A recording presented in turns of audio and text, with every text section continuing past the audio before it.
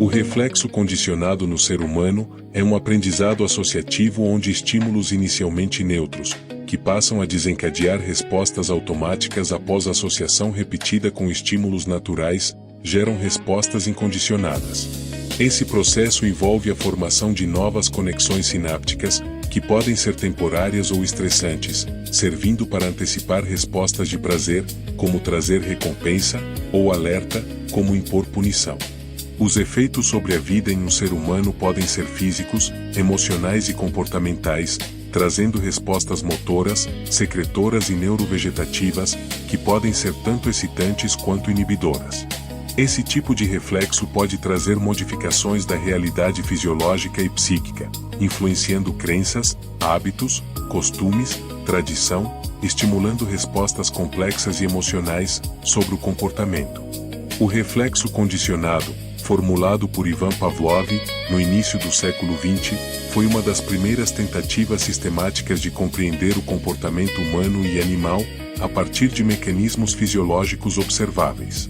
Pavlov demonstrou, por meio da repetição, a existência de um estímulo originalmente neutro, no caso do som de uma campainha, adquirindo o poder provocativo de uma resposta fisiológica automática, criando expectativas, se associadas a um estímulo incondicionado, como é o caso da espera por alguém.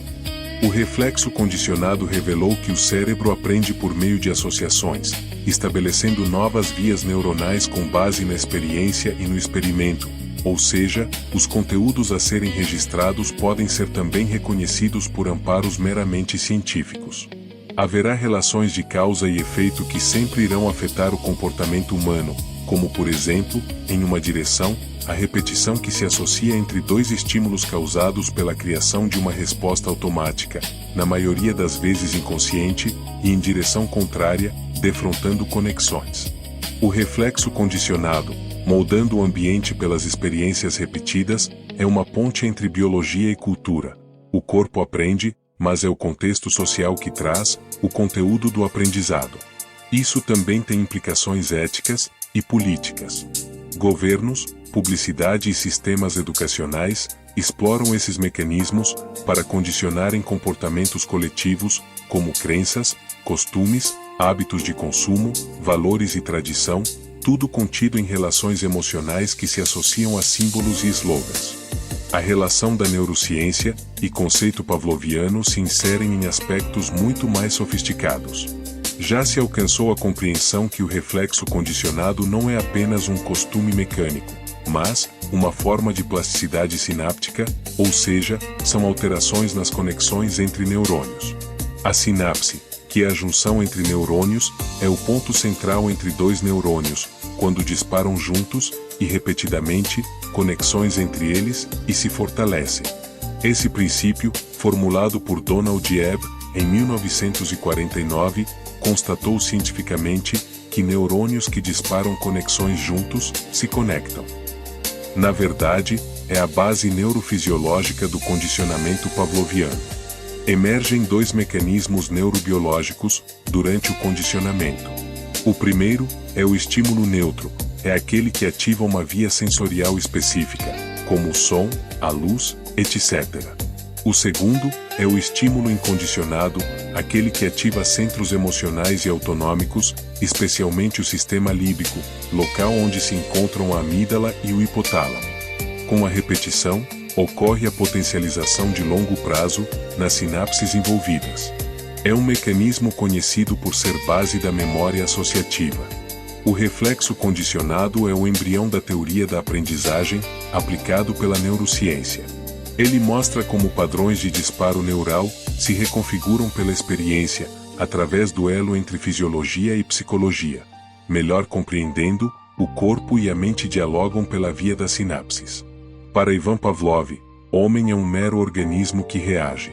Já, para a neurociência, o homem é somente um ser que aprende a reagir e que internaliza o mundo por meio de experiências neurais.